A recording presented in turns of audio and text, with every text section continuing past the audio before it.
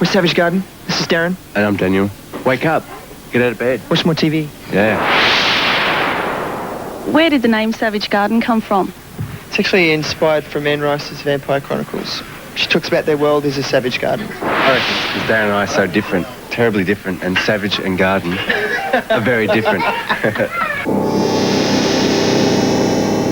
In the book, they talk about their world. It's like they're these immortal, beautiful creatures, and they live forever, and they have all these fantastic powers. But the reality is they're savage beasts, and they kill for a living. And it's a bit wanky, but musically, I think on the surface, their music is kind of poppy or whatever. But if you get underneath it, there's another layer, and that's what the whole thing means. You sold 200,000 of your first single, didn't you? It was amazing. I mean, I've never been out of the country before, and the last 12 months I've been to America 4 times because of songs that we write. New York City. That's the best. That's amazing. It comes from something that you do and you actually love it. And then it gets you, all around the world doing what you love doing. Can you explain to me why you think Americans really dug your European sound? Go figure. I mean, we didn't even peg it. I never thought we would get an American hit.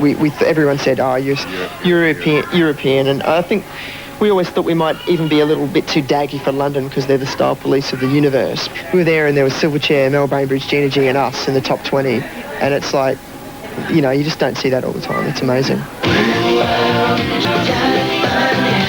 had it so easy here in Australia with Roadshow. They were like, whatever you do is working, go for it. So then we went over there and we were naive to it. We just thought, nobody tells you what to do. And all of a sudden they started and we were aggressive with it. No, hang on, we're doing this, we're doing that. And they've just gone, Australians pain in the ass. They're a beautiful race of people. I mean, they're over the top, they're this, they're that, they're cheesy, whatever. But the one thing I will say about Americans is they embrace success. They love success. They don't care where you're from. If you're successful, they love that. It's quite a spiritual thing. I mean, I've met 2 or 3 people in my life through my dreams that are so real to me that when I wake up, I can actually smell them. I can remember what their lips tasted like and stuff like that. And I want you just talking about a wet dream, basically. Have a listen to the lyric.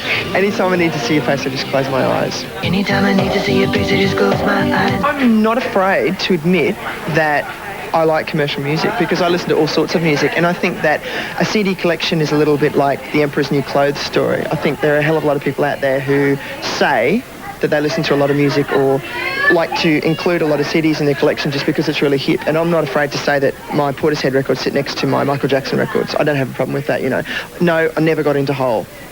I'm not scared to say that, what I mean? Like, I listen to Triple J. It's so funny, we have airplay on all the commercial stations and we don't listen to those stations, Sorry, kill us, shoot us, whatever. I've never done that. I've always grown up listening to Triple J. And it was really ironic when we first released singles for me to actually accept the fact that, my God, I'm a lot more commercial than the music that I buy and the music that I actually listen to. Personality-wise, we're a little different at times. Sometimes I think with the music, I come to it with a lot more of an anal attitude, I guess, and I guess I have to as a lyricist. And each of us actually feel as satisfied with a song as if we'd written it completely. And you don't get that often in bands. We've both written in bands with 4 or 5 people, and you always felt like you were pushing and shoving for your little bit. Well, I actually thought I was doing a solo career until I turned around and saw Darren one day. So did I, man. I mean, I thought this was my gig, and then I turned around and he was back there. I just thought, hey. This is the best interview we've ever done.